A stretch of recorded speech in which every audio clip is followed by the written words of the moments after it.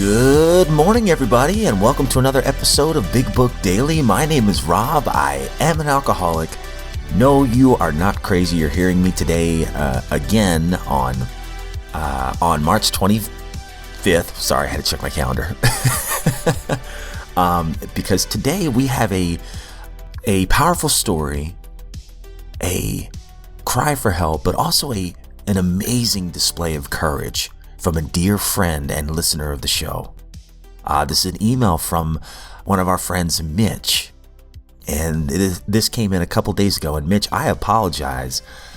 If I had read this sooner, I would have put this out sooner. And I am so sorry that it's taken 2 days to respond to you. But thank you so much for emailing in. He said it was okay if I shared this on the show. And I think this is important for people to hear.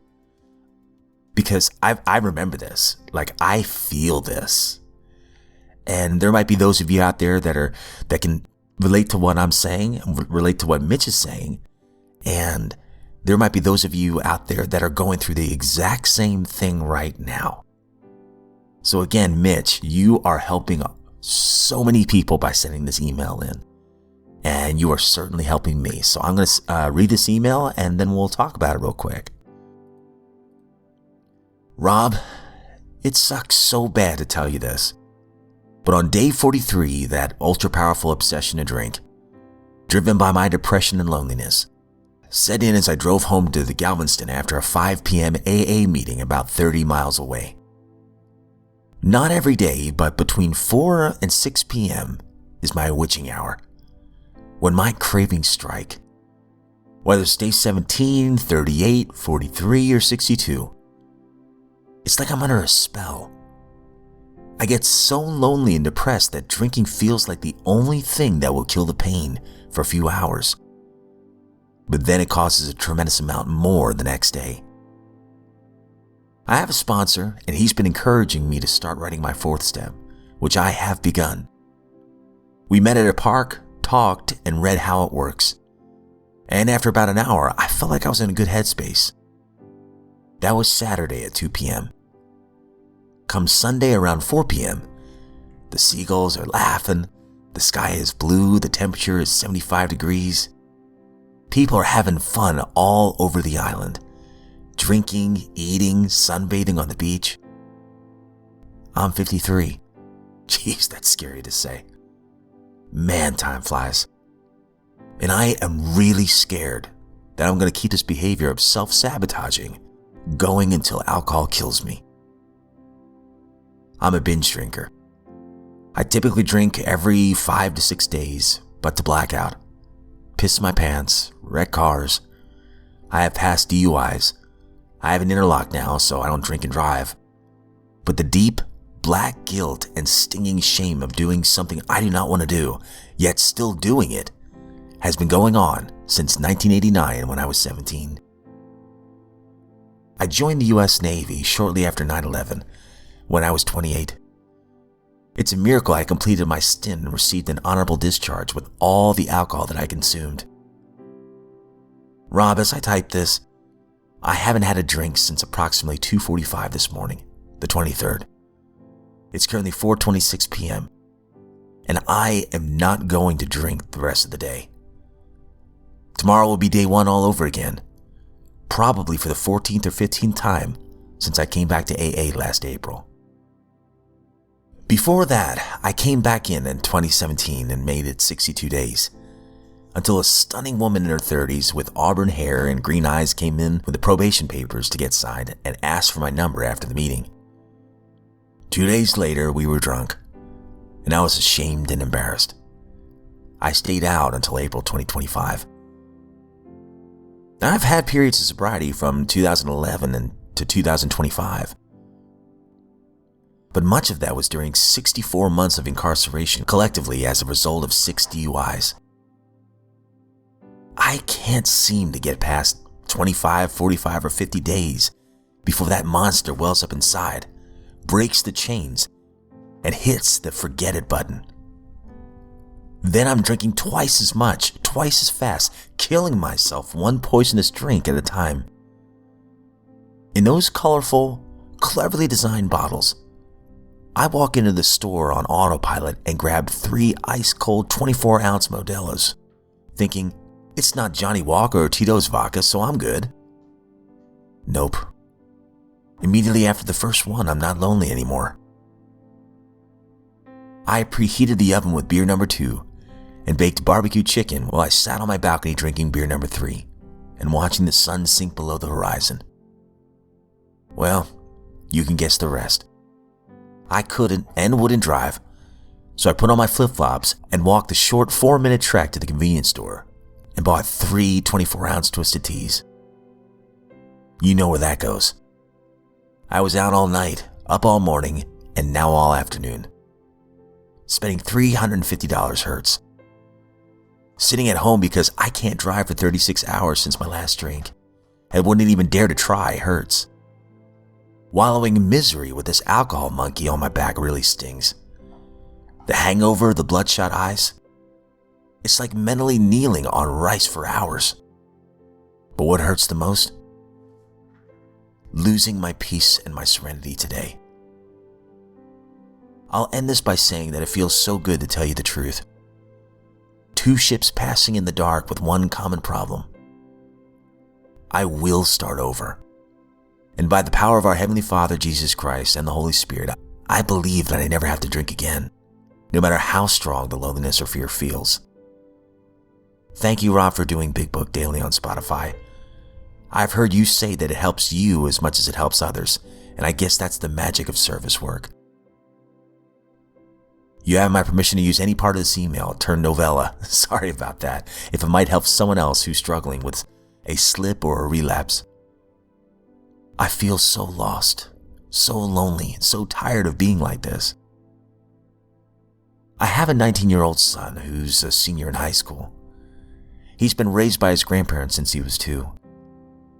We spent the day together yesterday in Houston at a computer store, but by 6 p.m., he was frustrated about prices and wanted to go home. I said okay, but it hurt. I felt so empty inside. It hurt so bad I couldn't imagine getting to the next 4 hours in that pain. So I brought the first 3 24-ounce Modelo's and the rest is history. Money, time, stranded for 36 hours, still ticking. Missed 3 appointments today. A non-stop psychological fistfight in my brain, hour after hour. Guilt to the marrow of my bones. Shame pouring out of my swollen, red eyes. But I will pick myself up again. The pain, self-pity, and self-loathing will pass. And hopefully, no, prayerfully, I will learn to love myself enough to stop poisoning my son's dad to death. Respectfully, Mitch. Wow. First of all, Mitch, thank you so much for the kind words. That really means a lot, man. And you're helping me more than I'm helping you. It's the truth. I love your check-ins every day, and you have inspired me so much today. Mitch, I'm just going to throw this out there. The fact that you took the time to email in such an honest and vulnerable letter and email, that takes a lot of courage. A lot. And for me to pass this on to other people that might be going through the same thing, you may not realize it, but you just helped a bunch of people that might be going through the exact same thing, or at the very least have been through the exact same thing. I know I have, man. There is nothing worse than being alone, isolated, trying your best so hard not to drink. But then something comes into the back of your mind, whispering, come on, Rob, you're not really an alcoholic. Have a drink. You know that pain you're feeling, that loneliness, that guilt and that shame? You know what'll numb that? A nice ice cold drink. That right there, for me, that's exactly what the big book calls the obsession of the mind. And then, once I put that drink in my body, boom, the phenomenon of craving. There it comes. Mitch, you're not weak. But it sounds like you admit that you're an alcoholic. And the fact that you can see it is clearly not a curse. It's the beginning of real recovery. There's a line in the big book somewhere. It says, once more, the alcoholic at certain times has no effective mental defense against the first drink. So that witching hour that you described between, was it 4 to 8?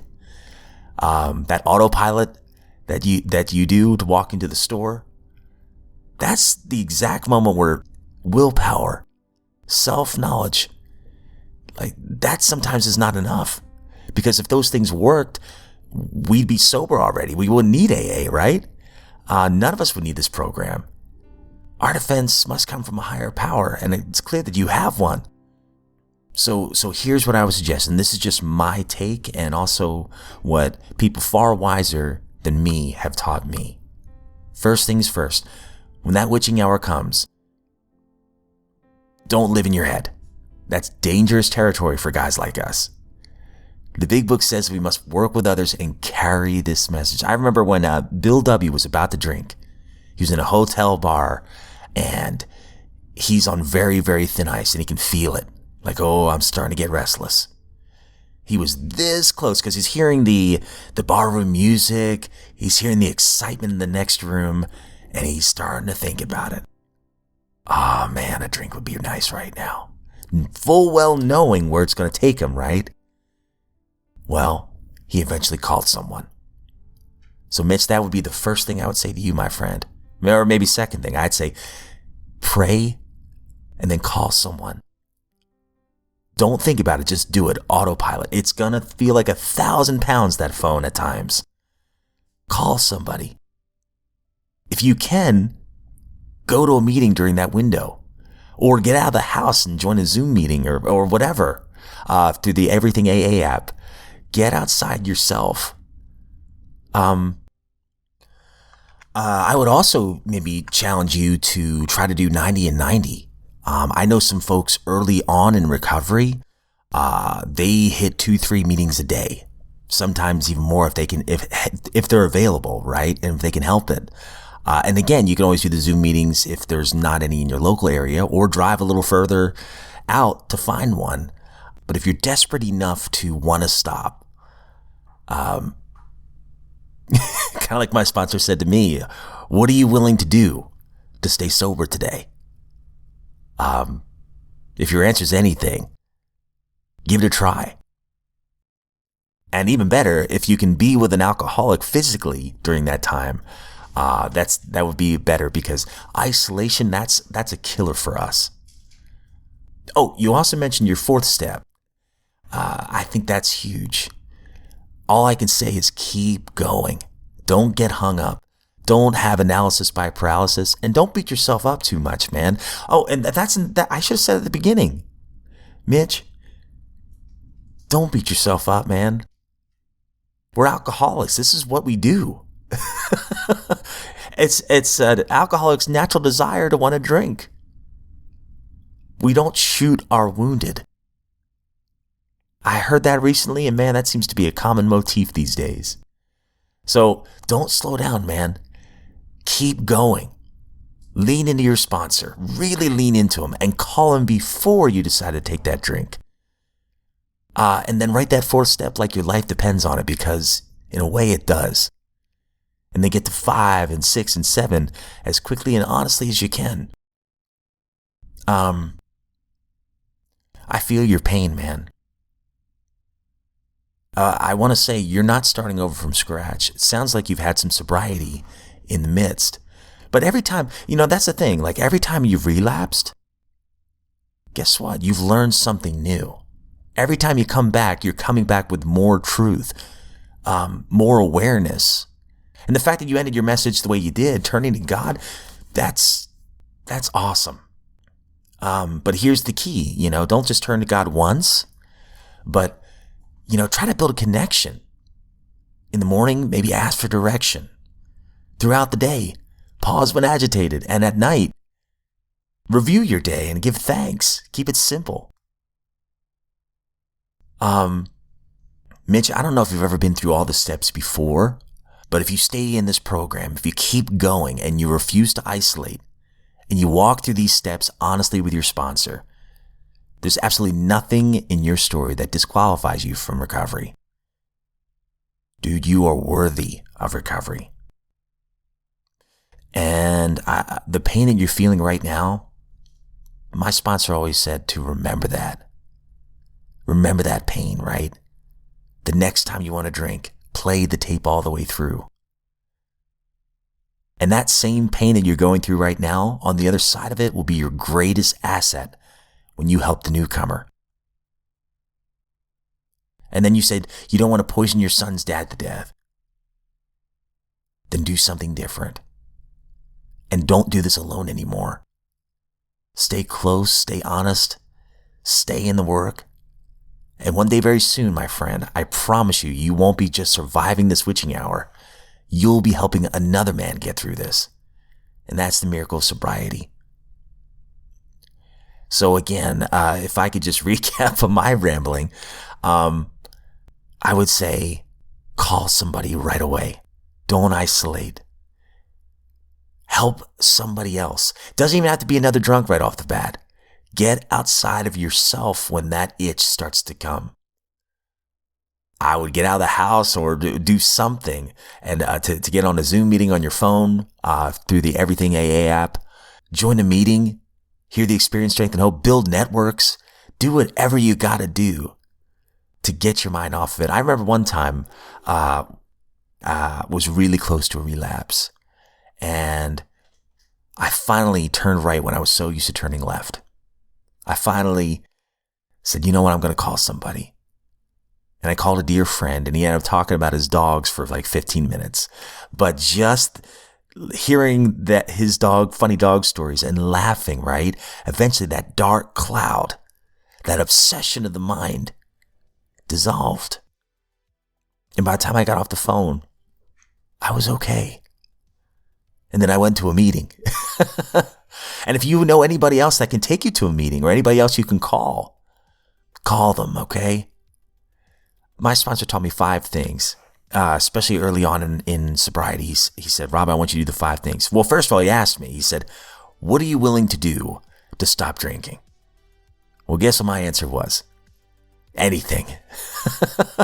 So he had me over a barrel at this point. He says, okay, I want you to do 5 things. I want you to read the big book every day. I want you to call your sponsor.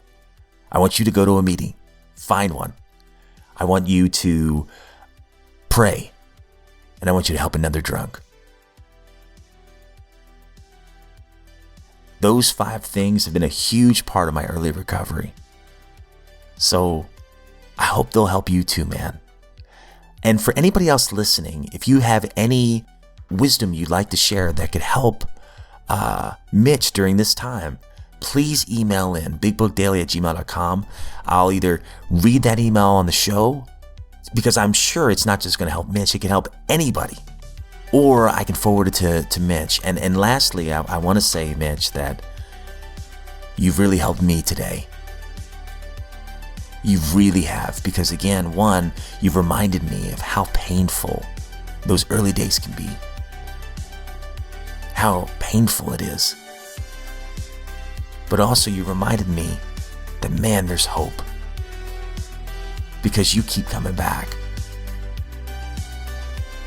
Buddy, don't beat yourself up, man. You are one of my heroes. And by the way, thank you for your service to our country. We love you, man. It takes a lot of guts to do what you did. And we're here for you. You're not alone. And if you tell yourself you are, that's a lie. That's false evidence appearing real. Don't live in fear. But with that, my friends, thank you so much for listening. Mitch, thank you again for everything. And if we are given another set of 24 hours, I sincerely look forward to seeing you right back here tomorrow.